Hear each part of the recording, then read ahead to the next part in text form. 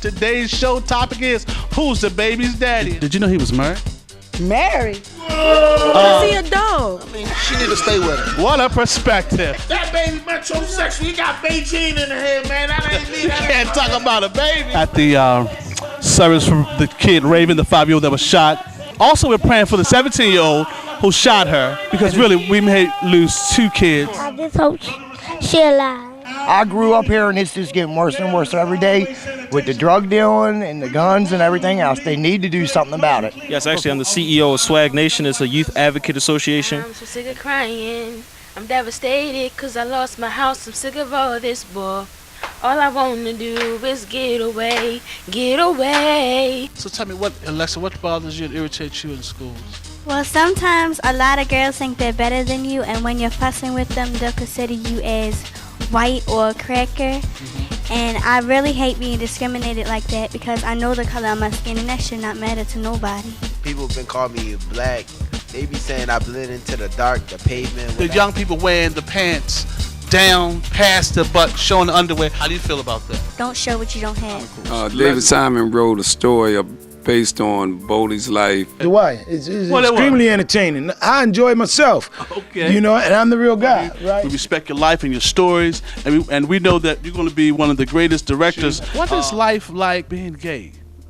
I was always secure with myself. Never had a problem getting along with other people. Certain people that don't know me tend to get a little irritated when they see me come around. It's a shame to say that some church leaders aren't the upstanding citizens that we believe that they are. If you could find a professional, a teacher, a counselor, if you need to talk to somebody before you talk to your parents. Actually came out with the closet after Ellen came out. Exactly. Please don't think, that everybody that's gay wants you. It's never that Thank serious. you. One of the things that made me turn to God, recently my son was killed. And I think there's a fear that exists between those generations that shouldn't be there. Like the gentleman said, just because I come in and I have locks, and I'm refined. Don't get me wrong. I drink wine and smoke the finest cigars. Like I never smoke a marijuana blunt in my life. But you would never be able to tell that if you never just took the time to just approach the cat. I was building my own kingdom,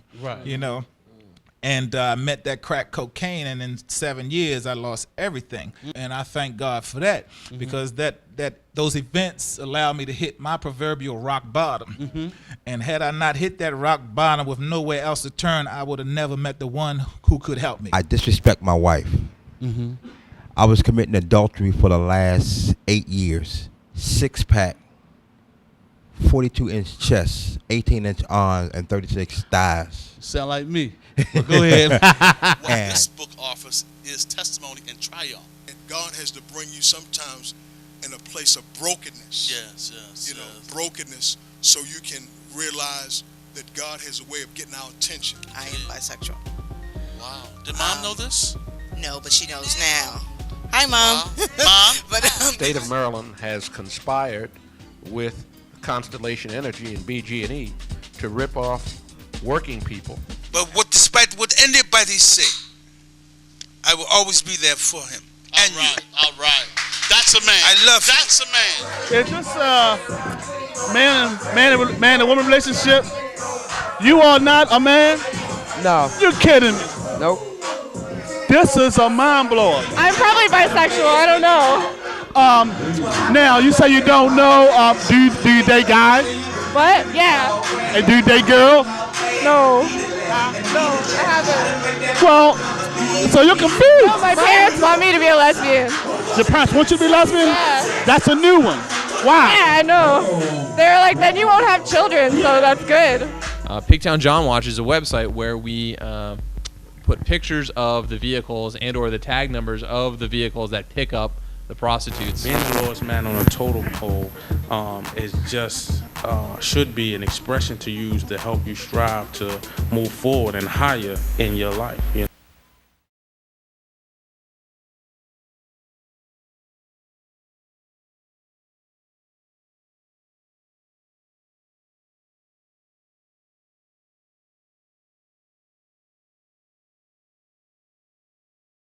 Hello, this is It's On Talk Show, and today's show topic is Coalition of Concerned Black Men. We're here located at 3400 Garrison Boulevard, and we have special guests today, Brother Darren Muhammad, Sergeant Luke Hopkins, and many others, friends and family members from this community. And right now we have Sergeant Hopkins talking. I saw more corruption and more corruption and more corruption. So those corruptions show me patterns and practices. And that's what you have going on now. It's a pattern that becomes a practice. You know, it's like plain clothes units out there riding around. Well, stopping people in a plain clothes car, that's against the policy. That's right. You're in plain clothes, and you're in a plain clothes car. You can't stop people. It's just that simple. It's not only a bad practice because the people don't know who you are, but the policy says not to do it. But if you do it long enough, people think that's the policy. In fact, to stop a person and you're in plain clothes, you have to have emergency vehicles. And the only three elements to be considered an emergency vehicle. One is it has to be lights, permanent fixed lights, permanent fixed sirens, and it has to be a registered Baltimore City Police Department vehicle. Since 99% of our plainclothes cars are rental cars, which in itself is another issue, it costs us $600 to $700 a month. Well, I guess I'm not supposed to talk about that one, you know, but it doesn't pass the common sense test. So you have to look at these policies. And these policies are what's causing the citizens of Baltimore a lot of distress. The reason that you have a systemic discrimination issue is because we never punish the wrongdoers. If you cost me, if I own a company, and you cost me $20 million, you're not going to be working for me. That's right. That's right. That's right. And I think that's the issue. If you've been found guilty of a federal EEOC complaint, you should be suspended, pending the outcome or adjudication of some type of hearing. Right. You shouldn't be allowed to continue to supervise men and women in this city. That's right. That's right. But I mean, Sheila Dixon decided to sell it, and they really pushed hard to sell it. One of the reasons, like I said, anytime the average citizen bring a lawsuit, they run you out of money. Normally what they try to do, especially if you're police or somebody like that, the first thing they do is if you make a complaint, and I always say, a lot of people always say, you look on the news, just like last night you saw a young African-American male on the news on Channel 11, and he was trying to articulate what had happened to him. The same thing that happens to so many young African-American males and females who come on the police department. They come there, they got the gleam in their eye, they want to do a good job. That's right. Then when they say, wait a minute, I can't go along with this, and if they report any type of crime, if they report any type of racism or discrimination, the very next step is they take that complaint and they put it on the shelf. Then they work real hard to get any kind of a complaint. It could be something as simple as you came in late. And then what they'll do is they'll use that magic word. You come in late? Man, I wasn't late. Now they charge you for false statement, which bumps up everything to a category F. Right. And that's what get rid of most of these African American officers. Whereas their white counterpart, if they do or make a violation, they just charge you with that violation, coming in late. Don't do that no more. And that is that blue line that say keep your mouth shut, no matter what you see. That's right. I didn't sign up for that. That's right. This is my community. That's right. And you're not going to treat people that way. Yes, sir. Thank you, sir. Thank you, Sergeant Hopkins. Good evening. I'm a family member of the police officer that was slain, and I believe that he witnessed something or he saw something, and then that was the result of him being slain.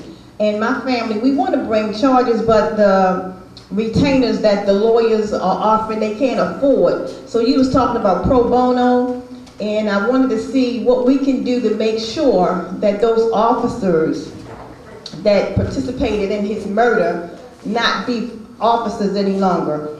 What can we do as a family member to make sure that those officers are dealt with? First of all, my condolences to the family. All life is valuable, whether it's police officers or the civilians that were down there that night. All life is important. I've always felt that way, and I always believed that. Even when I used to arrive on the scene and be able to look at young people, and I knew that they weren't going to make it. You have to have dignity in death, and people deserve justice. That's right. All people deserve justice. They need to have if it's wrong, then they need to say it's wrong, and stand up or man up or do something. We become alienated from this community. We don't talk to the community anymore. That's right. The community do not trust us, and rightfully so. Trust is a two-way street. I can't expect you to trust me if I'm not honest with you. Right. Now, in answer to I knew your relative. I knew Torben. He was a very good officer, extremely good officer. And there are a lot of good officers out there that go out there every day and try to do a good job. Yeah, their job is to lock up people they feel that's doing wrong. But even the people that's doing wrong, you don't have to beat them up. You don't have to lie on them. That's right. You know, that's not what you do. Your job is not even to seek a conviction and be glad they went to jail. Your job is to arrest them and if called upon, present the evidence, whether it's in a court of law or what else. That's it. Don't take nothing personal out here. A lot of officers do. Now, seeking justice, I can only suggest this. If you think you're going to get justice in this city, you can forget it. That's right. The best justice you're going to have is right here in this room. As long as you come together, that's right. As long as you put pressure on them, you're going to get what you want. If you push hard and long enough. The thought process, and believe me, I've had to fight these guys, inside and outside, so I know how they think. The best justice that you're going to get, and the only way that you're going to do it, you have to stay on them. That's right. You cannot rest. If you want justice, then seek justice. Do not rest. And that means that their thought process is basically very simple. You know what? Black people got short-term memories. That's right. Week or two from now, we talk about something else. That's right. Plain and simple. Yes. And then what we're going to do is we're going to let the attorneys handle this in court and try to get it out, throw it out, and everything else. You have to really push hard. If that means marching, then you march. That's right. If that means going down to Annapolis, then you go down to Annapolis. When I fought my case, believe me, I beat on all their doors. Every last one of their doors. I was in Cummings' office. That's right. No, you're gonna hear what I gotta say. That's right. That's right. I was in Annapolis. I went to the Maryland Black Caucus, NAACP, DC. I went outside to come inside. I went to Philadelphia. I testified in front of Philadelphia Senate. I am relentless. I'll be honest with you. I may be a small frame, but believe me, I am relentless. That's right. Yes, sir. And you have to be That's relentless if you want right. justice. That's right. If you're gonna fight them, come on. You have to be relentless. That's right. Because I'm gonna tell you, you will win. That's right. You will win. All right. Yes, sir. But you can't be a punk. That's right. I don't mean to say it like that. That's right. You can't be a punk. No pumpkin pie. You know, you got Come on, Dad. You got to be able to say, listen, this is your police commissioner. Right. He represents your city. Everywhere he go, I'm going. That's right. But here's a big key. You should have a say in who runs your city. That's right. That's right. There are qualifications to become a police commissioner. Right. So somebody needs to be looking at that. That's right. I'm bringing pressure on all fronts. That's right. Torbert was a good man. That's right. So was those other victims there. That's right. Now, I never criticized other officers because I wasn't there. Right. But I will say, if it don't smell right, then it ain't right. Right. That's right. And this doesn't smell right. That's right. And all the years I've been a police, we've never taught to fire into a crowd. Right. That's right. So I don't know what precipitated. I don't know if the officers felt they were in danger. My personal opinion, I believe that we've been teaching these officers to be super aggressive. This policing policy teaches these officers to be real aggressive out here. Anytime you get rid of your PAL programs and every type of program where you have a relationship with the community, relations. you know, Right. there's something wrong with that. That's right. That's right. There's something wrong with I can't talk to you, or that every time you see me, shut up, turn around, put a set of cuffs on you. You know, you're going down Central Booking. There's something wrong. We got so many black people walking Central Booking and say, I'm going on a walkthrough. That's right. That's right. To me, ain't no such thing as a walkthrough. When you take somebody's liberty, that's very important. That's right. That's right. I mean, because most of these young people out here are getting records. Right. And let me tell you something. Once you get that black mark on your record, it's hell to get off. That's right. Even Right. juveniles don't even understand. Charging them as adults. Come on, brother. They're charging that last juvenile secretary, the one that just left, Doug DeVore. DeVore, Right. where he came from. He came here with a policy of reducing juvenile crime.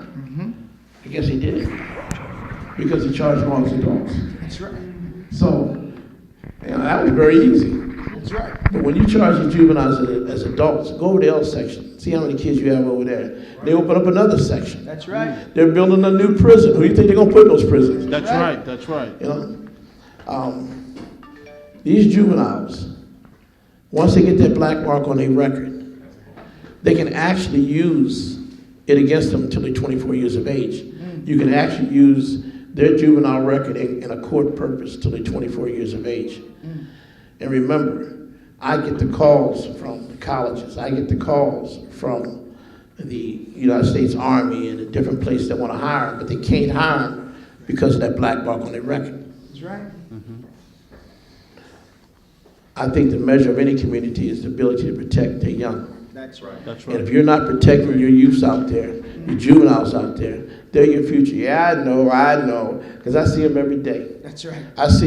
I run the Juvenile Booking Administration. Well, I don't run it, but I'm one of the main supervisors down there. I know just about every child. It seems like they come in there. That's right. And let me tell you something. They're all babies. That's right. They may come and they pull their pants up there, sucking their teeth and everything else. That's right. Just babies. They're just babies. Because as soon as I put them in the back there, call my mama. You ain't call my mama. Call my mama. Come on, brother. Big, grown, supposed to be men. That's right. But I really believe that a lot of these fathers, and I say this now, and I say this to anybody, for all the years I've been down Juvenile Booking, I can count on one hand how many men, fathers I seen come down and pick their son up. Yes. Or their daughter. That's right, brother. That's not right. That's right. That really is not right. Come on. Now the men that I do see come down there, you can see the young men, oh Lord, my father's coming. They tighten up quick. Come on, brother. I want to stay here. Fathers don't play with them. Now I'm not saying mothers don't play with them, but I just think mothers have done such a wonderful job. Yes, That's right. And it's just, Gotta give mothers a hand. it's too much. Yes. Yes, sir. We're gonna take a station break. We'll be right back. And we're back. We're back here at the Concerned Coalition for Black Men, and we have Brother Maurice. Brother Maurice, you have a question for the sergeant? Yes, sir. Okay, my question is, what kind of laws that they have that the police can shoot and kill civilians and nothing happened to them at all? You know what I mean? Actually, shouldn't there be a law that they be fired and charged with manslaughter and murder if they don't find no murder weapons on the victim that was shot and killed? Yeah, I think that was a good question. Very well thought out question. And the only way I can answer that is in probably several phrases. The Baltimore City Police Department as a police officer have a certain amount of immunity that comes with the job. Now, there are instances where people don't have weapons, and you see that the officer was cleared from the shooting. If an officer believes that his or her life is in danger, I'm talking about a real belief that this person meant them to harm them, and they can articulate that, you know, like time of day or night, building blocks of probable cause. You know, I know this person is known to carry weapons, he's known to be a shooter, you know what I mean, I'm going to stop this person. He's acting in a manner that is consistent with a person that have shot people in the past or something of this nature. But those instances that I think that you're referring to, that when we have instances, and I want you to understand this, not one white officer has ever went to jail for shooting a black young man in Baltimore City. Not one. That's right. That should tell you something right there. That's not the fault. And listen to what I'm saying. It's not the fault of that white officer. That's the fault of this community for not demanding that this person be tried. That's right, bro. That's right. You know, if that state's attorney's office, and there's always been a very cozy relationship between the police department and the state's attorney's office. So that's the type of relationship that you have to say, no, no more of this. That's right. You know, and hold them accountable. As you hold me accountable, you hold them accountable. That's right. You know, Brother Muhammad, you know, I know they're tired of hearing his voice. Yes, sir. But you know what? They listen to him. That's right. And don't think they're not listening to him on the radio. Yes, sir. So if you're on that, you hear him on that radio, you need to be calling in. That's right. You need to express your views because they're listening. That's right. They are listening. How you doing, sir? And your name is? Jerry Birch. How you doing, Brother Birch? Wonderful, wonderful. You have a question for the sergeant? Yeah, I wanted to know if it's documented that Bielefeld has the racist issues and his requirements, and if they are documented, where are they? Where can I find them? I am a member of the Vanguard Justice Society, executive board member, which is an organization made up of black police officers. Real soon, we're going to be requesting a meeting with Jack Young, the vice president, and we're going to be requesting a meeting with the mayor. We're going to be bringing up a lot of issues, documents and facts to show the racism and the continuing pattern and practice of discriminatory behavior. Documents you won't be able to get, to be honest with you, but the documents do exist. And remember, when he's sitting in that seat, let me give you a quick example. The Board of Estimates is getting ready to sign a nice paycheck to a black officer by the name of Sergeant Calvin Sewell. Right. Yeah. Sergeant Calvin Sewell is a good friend of mine. He was a homicide detective that was born and raised in Baltimore City. He loved this job. I used to talk to him every night. The reason he took the homicide job was because he said somebody's got to speak for these people out here. Somebody got to show that they care. And there are good officers like that in Baltimore City. Trust me, there are. Mm-hmm. But Sergeant Calvin Sewell, up in the homicide division, it's a clique. It's a huge clique. It's run by whites. That's right. Wow. And they control much of what goes on. That's right. So remember, Bielefeld came from homicide. Majority of your commanders came from drug enforcement unit. Right. If you look around the police department, look into the background of most of your commanders have all been just drug guys, you know, ripping and running. Right.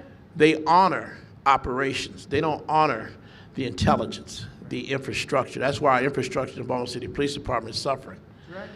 We have so many great black men in Baltimore City that can't get anywhere. In other words, we have officers with PhDs in charge of things and not people. We have officers with master's degrees, bachelor's degrees, every type of degree you want to name, but they're not in charge of anything.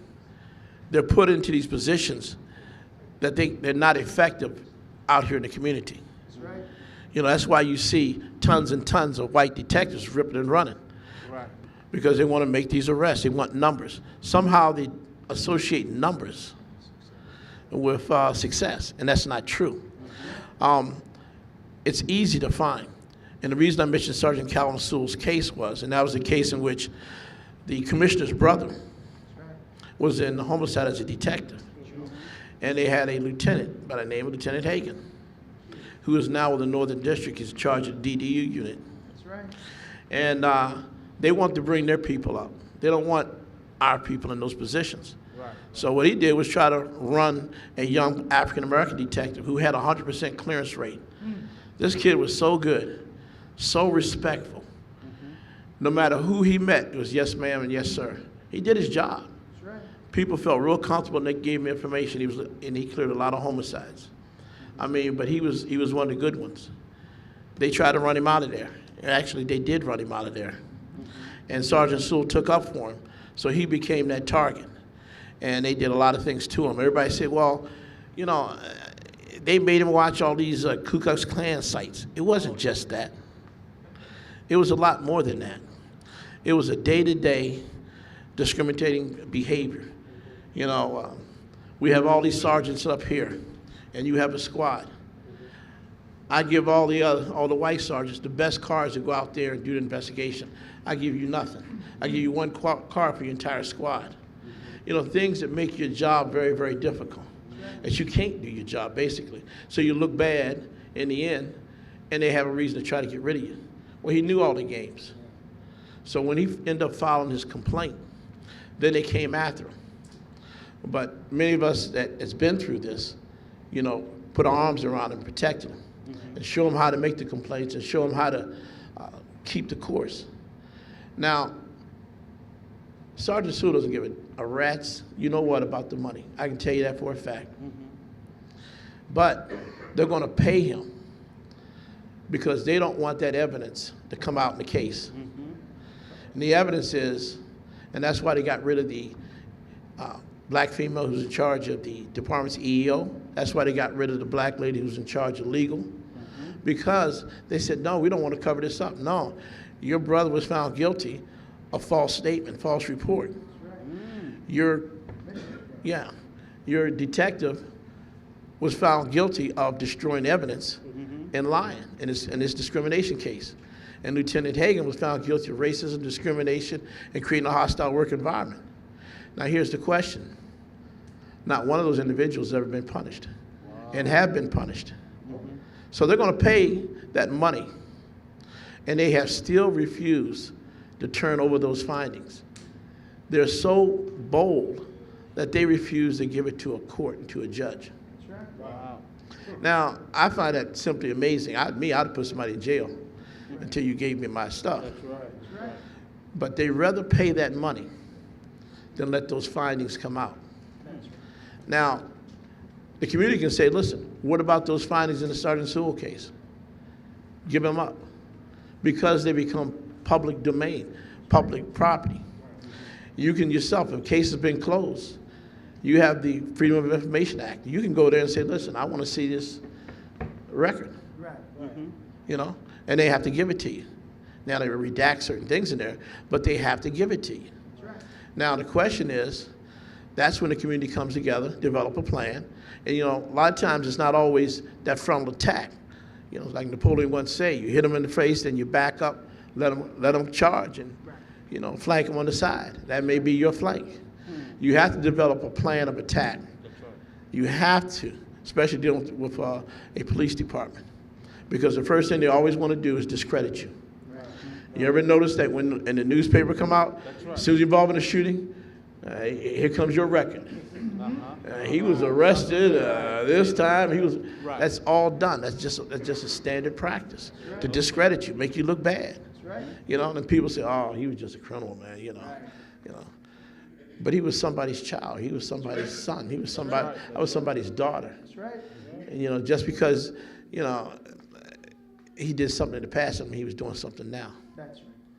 So there's a lot of evidence out there. It's all over the place. I mean, you know, you got more people with sustained EEOC findings than a little bit. How? And I never understood this. How can you have all these EEOC findings sustained for discrimination and still be in charge of all these positions of power in the police department? That's right. You know, they'll put some blacks out there and say, look at this one. Look at that one. Right. But they won't tell you that's not a real black you're looking at, though. Right. And you know what I mean by that. Right. I ain't got to spell it out for you. You know, you call him black, boy, he look at you like you're crazy. Right. Sergeant Luke, I'd like to ask the question, what would happen, what do you think would happen if we have a black police commissioner? We got to come to the brother, but go ahead. Right. Let me say this. No, we haven't. We've never had a black police commissioner. That's right. Okay? We've never had a black police commissioner. No. Listen. You had a person, and the reason I can say this is once upon a time, I was pretty tight with Martin and those guys. Because I so much believed that he was going to change the city and do some things. Okay, I really did. I believed that with all my heart. And I think greed got in the way, to be honest with you. And so I know how one of the African-American commissioners got in power. I know that they used his credibility. In other words, he was a person that left the agency, and he was well thought of in the agency. That's right. Sometimes you can't take a position and not be qualified for that position. Right. Turn it down if you really can't handle it, or if you want to be a puppet. In actuality, there was a guy named Marcus Brown who ran the Baltimore City Police Department. It's been in the papers. Everybody knew that. That's right. This guy would make promotions when the commissioner go out of town, he'd promote all his buddies. That's right. How in the heck do you do that? That's right. But I mean, we've never had a real black man in charge of the police department. Because if you did, none of this foolishness would exist. That's right. None of these policies. Yes, sir. Come right up, brother. Ask your question. Hello, sir. How you doing? And your name is? Kenny. How you doing, sir? The question I have is about the appointment of officers to the streets. I thought COPS stood for Citizens on Patrol. It's an acronym.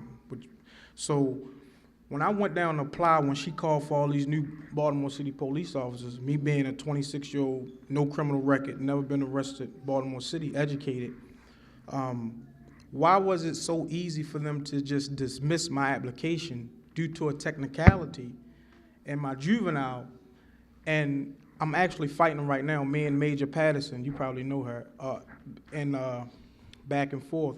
Why was it so easy for them just to dismiss my application when I am a citizen in this community, grew up here, work? Why is it so easy for them just to appoint? Who really does the hiring and in charge of the hiring and deciding who comes and goes? That probably is one of the greatest questions that came out. And I'll tell you why, because I've been personally involved in that. Remember when I tell you I drug all the powers to be in the police department down to Annapolis? Yeah. They used to have all these policies to make sure that blacks weren't hired. That's right. One of them was they would take candidates, and this wasn't that long ago. I'm not talking 20 years ago, 15 years ago, 10 years ago. And the black candidates, they would put them in a room, put them in a chair, and one of the therapists would walk up behind them and yell "nigger" loud as they could. Now the department, and if you showed any type of reaction, then you were automatically dismissed from, they just, dismiss you. Now the department denied that they did it. They denied it in Annapolis and everything. And when we brought proof in that they were doing it, then they changed the tune and said, well, the reason we're doing it is because, you see, black officers have more difficulty out there in the street. So they got to be much more prepared to hear this word and stuff like this and not overreact. And if they overreact with us, then we know that they're not qualified to be a police officer. Now, what kind of BS is that? That's right, brother. I don't care who you call the N-word. You might get something slapped out you. That's right. But, I mean, these were the type of people who were running the personnel section, the disciplinary section, the investigative sections. They didn't look like me, they didn't think like me, and they surely didn't act like me. That's where you come in. You must demand better. That's right. And there should be some type of recourse that so many brothers and sisters get turned down for good jobs. We have so many people that work in the Baltimore City Police Department that never come from this city. That's right. They used to all come from this city. Now, and then they started with Pennsylvania. Now they're all over the place. You got people from New York, everywhere. Never been around a black person. And they come here and they think locking up an African American is somehow what they're supposed to do. Maybe they saw the wire, this and that. But I'm here to tell you, I don't see that part of Baltimore. That's right. And I grew up down Lexington Terrace, and let me tell you, there was 7 of us, and I'm sorry, I don't see that kind of corruption or that kind of deviant behavior that people are perpetrating out here. We come in all shapes, sizes, and colors and everything else. Yeah, we got our good and our bad, and we got our criminals, and some of our kids are out of control. Got another question, and your name is? My name is Cleveland Smith Bay. How you doing? What your question is? My question is, what part do the prosecutor, you talked about EEOC findings. So when they find in favor of the person bringing the complaint, what part do judges and civil courts play in the collusion to stop these cases from going forward? And likewise, what part do the prosecutors play along with the judges to stop criminal cases going forward? That's a really good question. We have a department, EEOC, which means it's supposed to be an offshoot from the federal EEOC and the city's CRC. Both of them, those organizations are supposed to investigate. And my grandmother out there listening and watching, it's on Talk TV. She don't know what the CRC Okay. is, brother. Explain that, Right. you know what I'm saying? She might Right. think it being Christian religious, relief or something. Right. CRC basically means the Community Relations Commission. They're a city organization. They will, if they find a organization or find people guilty of discrimination, they will do what is called a 4. It's a code 4, something like that, of that nature. And who heads that up? That'd be the City of Baltimore Director Alvin Gillard is in charge of that unit. I've worked closely with Alvin Gillard. I work closely with a lot of people. I mean, sometimes people don't live up to what you expect them to live up to. But you don't stop, you keep pushing. And you keep pushing until you get the desired results. Now the question he asked, and I want to give you a little bit of background, especially on the EEO and the agency. We never had an EEO before. It was because I drug them down to Annapolis numerous times that they had to come up with an EEO unit for the Baltimore City Police Department. Once they developed that, it was just a 2-man unit with a major. And the major called me up one day saying, "Hop, I don't have no cars, I don't have no phones, we got a closet for our office," and basically we were told, just sit down, shut up, and pretend like nothing happens. So I drug them back down to Annapolis. Annapolis threatened to cut off the funds. That's when you get action. That's right. When you cut those funds. They then made it an entire division, and that's what you have today. The only problem that I'm having with the department's EEO is used as a screening process. In other words, if somebody makes a complaint of discrimination inside the agency and says, "Listen, there's racism," or "This guy's really been discriminatory," what they will do, plain and simple, is they meet with the commissioner once a week. So the commissioner gets a heads up what's going on. So you may find yourself transferred, terminated, or anything else, and the department has a history, and a history of retaliation. And don't believe they don't retaliate. It's real. You saw it on TV last night. That young man was a good young man. That young man has a master's degree, he loves to work with kids. And now he's not going to be working in the community anymore, simply because he filed an EEOC complaint. I'm sorry, Officer Strange. So, I've talked to him. This kid probably can go work any Fortune 500 club or any major corporation, but he loved what he was doing. Not the part where you walk around with a gun and you think you all that, you locking up people. He liked people. He likes working with kids, trying to turn kids around. And there are a lot of good officers out there like that. Now, insofar as this question, real quick to end this, about the EEO. The federal EEO and CRC, which is Community Relations Commission, once they're just the investigatory body. They investigate these complaints. The enforcement body for the federal EOC is the Department of Justice. The enforcement body for the police department is supposed to be the commissioner's office, IAD, and the mayor's office. Something is not working there, especially on the mayor's end.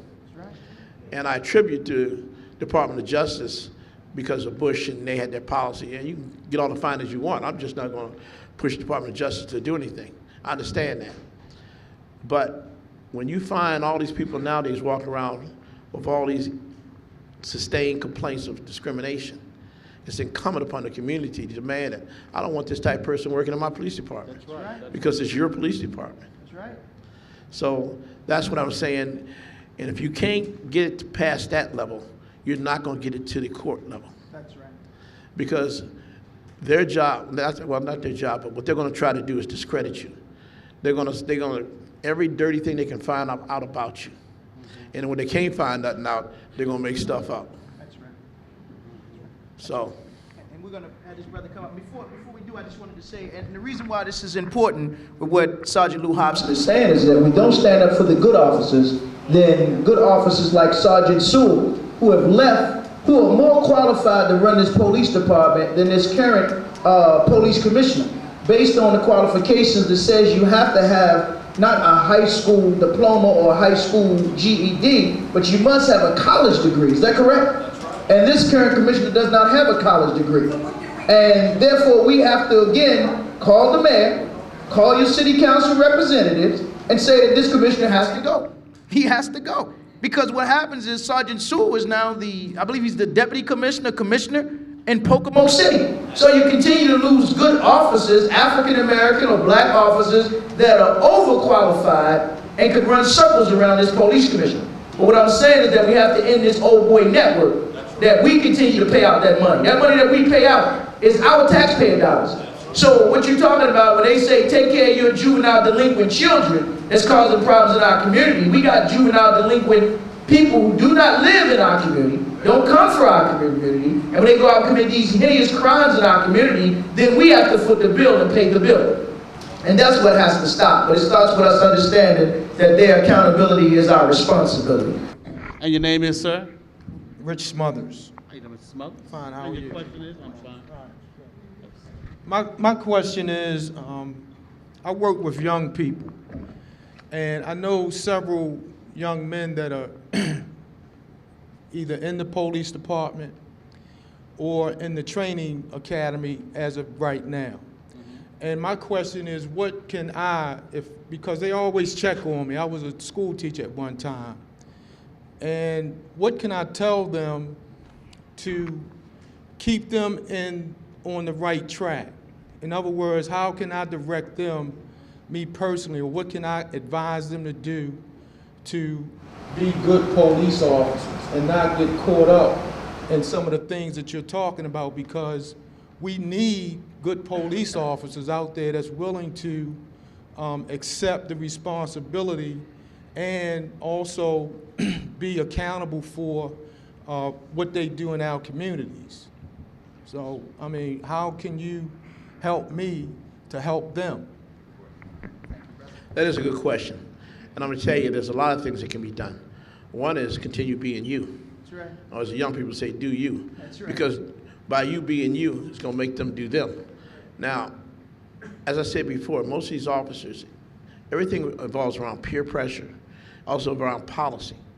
If you don't hold police officers accountable, remember, we carry guns and nightsticks. So you have to be diligent. You have to understand that if you want to find crime, whether it's in the police department or anywhere else, follow the money trail. That's right. Do not be distracted. That's right. Keep on the money trail. That's right. Once you follow that money trail, you're going to find your corruption. That's right. You're going to find who's getting paid for all these so-called programs coming into schools and coming into the police department. These training programs that teach these officers, you know, to be violent and how to hurt people out here.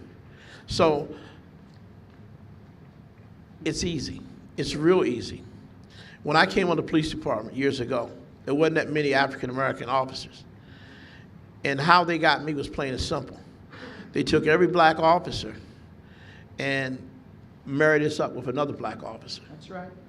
And they made us understand our role. Right. You see, it's incumbent as a community that you say to the police department, you're in education and training. Where is the history at this city? It's not being taught in the academy. When you come into the police department, you should know East Side and West Side. Right. That's right. You should know the history of Baltimore City. That's right. You should know who the first black police officer was and what the people had to go through to get here. You should know the community in which you serve. That's right. They don't teach that. Right. They teach you law Right. and lock people up. That's right. Wow. Those are you should be able to look at the curriculum and say, wait a minute, where's the community piece at? Right. What, why is it, why is this piece not here? That's right. So these guys are given false values early. Wow. That's right. One of the pieces I used to use when I went down to Annapolis, and I used to drag them down in front of the senators.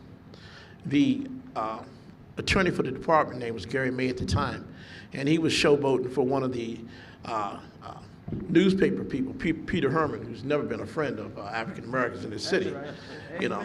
And you see a Peter Herman piece, you better look at it a couple different ways. That's right. Right. But Peter Herman wanted to do a positive story on, the effect of the training and stuff like this. So he did what is called, he took a pad up and he was talking to new recruits. And in it he said, he taught them, he says, listen, let me tell you something. It's us against them. And it's all they kept professing to all these young officers in the room, or soon-to-be officers. It's us against them. That's right. So when I used to go and take him to Annapolis, I would drag him up there and I would say, who is us and who is them? Right. That's right. Because I thought we worked for the community. That's right. I didn't think this was a war against us against them. That's right. Who is us? That's right. So that type of mindset, that type of thinking is where you need to be. You need to be involved on the training aspect. That's right.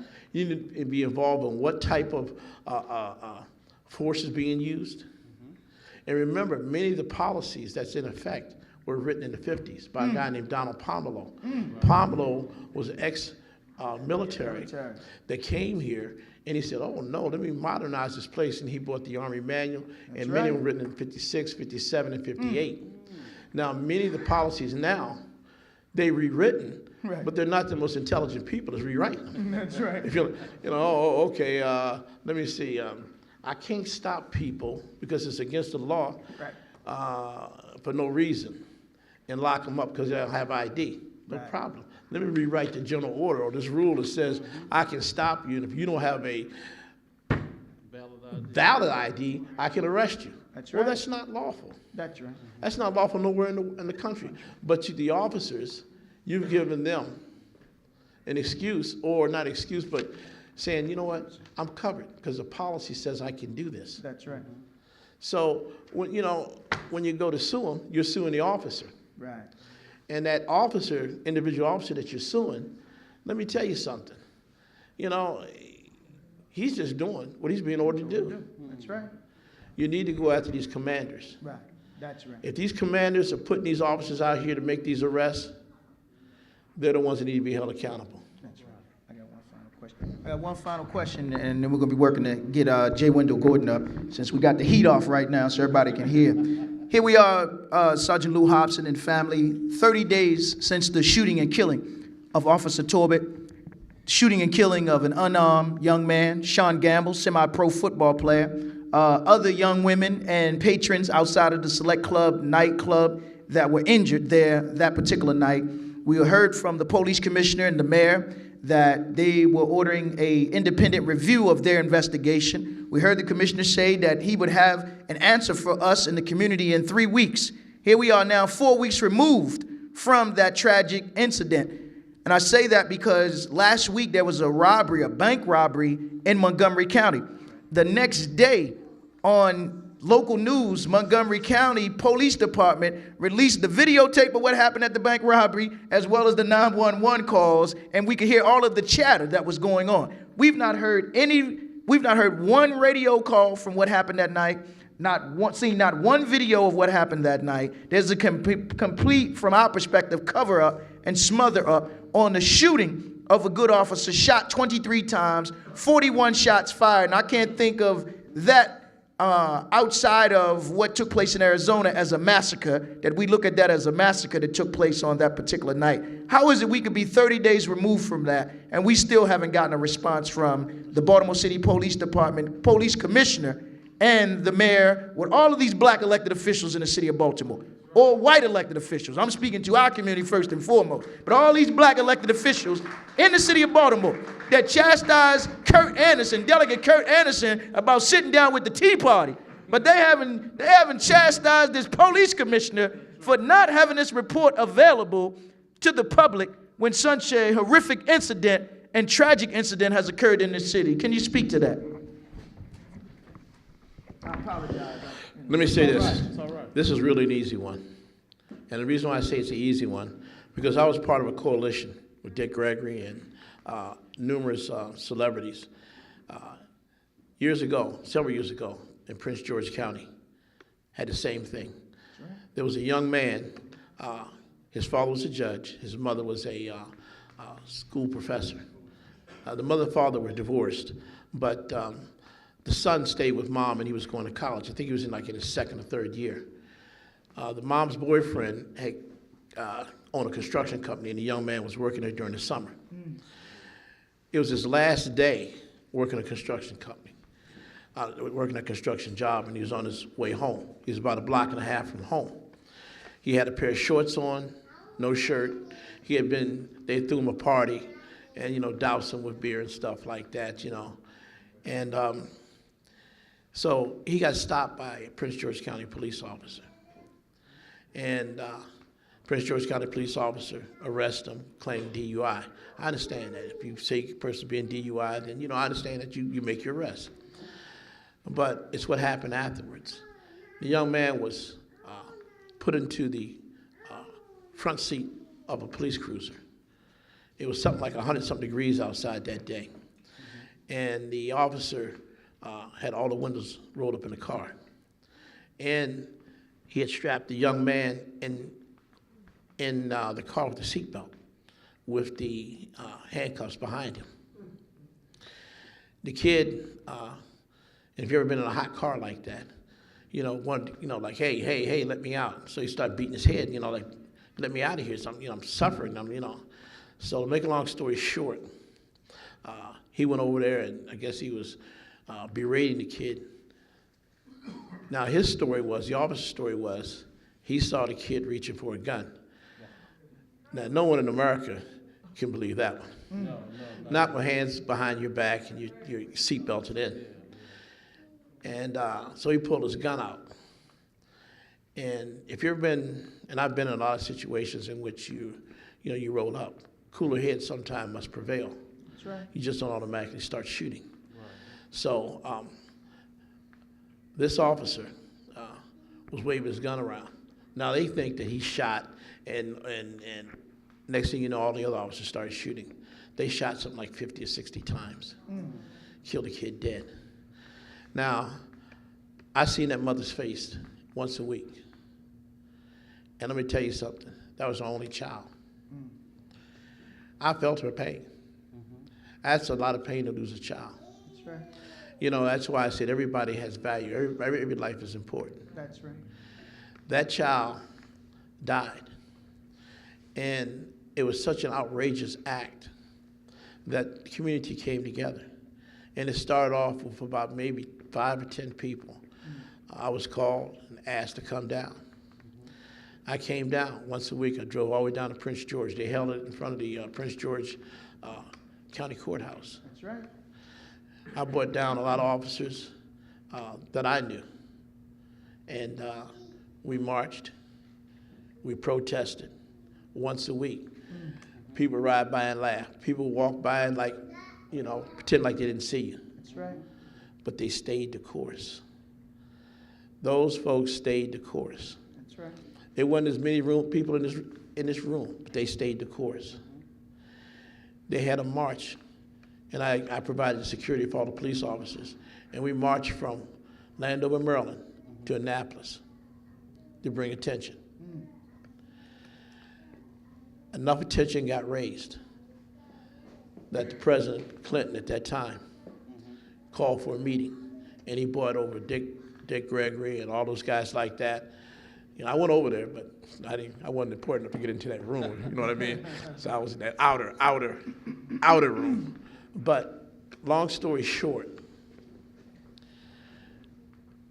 the Department of Justice came into the Prince George County Police, and they investigated not only that shooting, but that young officer, not that young officer, he had been involved in 3 prior shootings in which 3 people died. So if you want to call it trigger happy or whatever you want to call it, Prince George County had a reputation of shooting first, asking questions later. That's right. My biggest fear is we are, and I think we have started to develop that same type of rogue mentality. That's right. So my question is, I've never been afraid for you to look at me, look at my record, or look at what I do. I'm not afraid. And the police department shouldn't be either. Right. The only time you hide something is when you have something to hide. That's right. So my suggestion is stay the course. Stay the course, stay the course, and stay the course. You're not going to see those meetings in the police commissioner's boardroom. You're not going to see them in the mayor's office. But I guarantee you, they're talking about it. They're thinking about it. That's right. And they're hoping that you go away.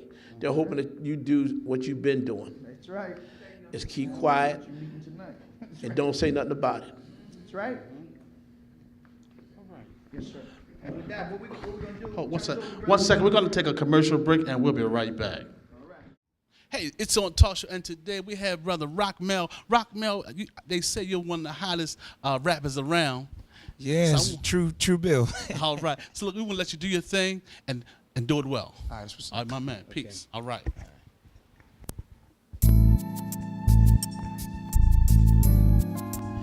Can I get a little bit more volume on? Is that okay? Just spin the dial around. Hey, look, this song right here is dedicated to all my men, you know what I'm saying? And what the song is about is a story about a guy 16 years old that had some things that he dealt with of hustling, how he got locked into the world. But there's a way for you to get out. And that way for you to get out is just getting to know God and putting your trust in Him. And believe me, He'll set your way out. It's time for us to wake up. I need everybody to wave their hands from side to side like this. Here's the story, a little bit like this. I'm just a little boy. I'm trying to come up and do what them elders do. So I sparks it up. Top choice drink to keep my blood warmed up.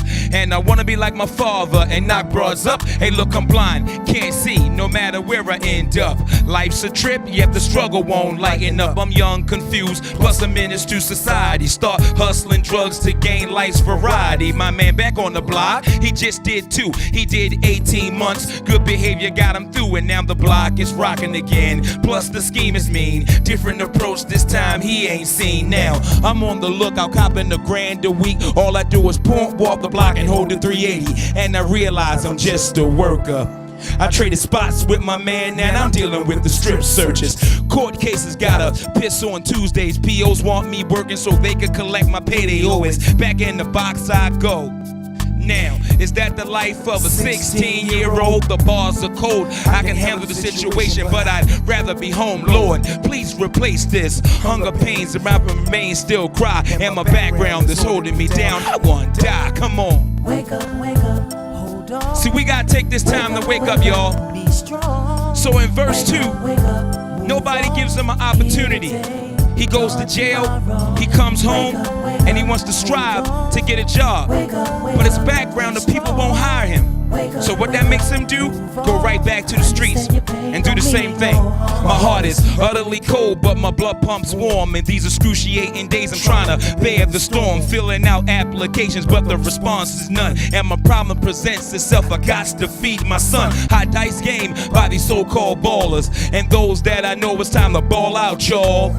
But hold up, I know you not your dividends. So hand it over and don't track back again. The next man flinch, well then you meeting your doomsday. Plus Don and Marty, I have you on Manic Monday. Desperate times bring these desperate measures. I done tried everything from cutting my braids off to sitting proper. Yes sir, no ma'am, all the thank you and please until this wise man said, shorty, fall to your knees. Do you accept the Lord as your personal savior? I said I do, there is no one greater.